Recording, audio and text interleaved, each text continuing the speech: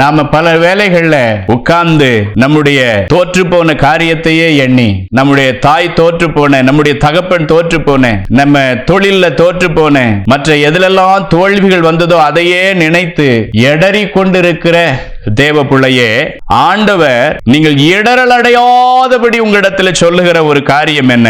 உலகத்துல உபத்திரம் உண்டு, நான் உலகத்தை ஜெயித்தேன், அதே போல நீயும் ஜெயிப்பா என்று கர்த்தர் சொல்லுகிறார். காரணம், தேவனுடைய முன்மாதிரி நமக்குள்ளே இருக்கிறது. ஆம் பிரியமானவர்களே, வேதத்திலே தோமா என்ற ஒரு மனிதன், நான் அவருடைய விழாவிலே காயத்திலே கை வைத்து பார்த்தால்தான் நம்புவேன் என்ற ஒரு அவிசுவாசத்தின் நிலைக்கு கடந்து போனான். ஆனால் தேவன் திரும்பவுமாக அந்த தோமாவை உயிர்ப்பிக்கிறதை பார்க்கிறோம். இந்த நாளிலே நீங்கள் ஏதோ நினைத்து புலம்பிக் கொண்டிருக்கிற நிலையை விட்டுவிடுங்கள். ஆண்டவர் உலகத்தை ஜெயித்தார், நீங்களும் ஜெயிப்பீர்கள். உங்களுடைய இரத்தத்திலே, உங்களுடைய ஆவிக்குரிய வாழ்க்கையிலே தேவனுடைய முன்மாதிரி இருக்கிறது.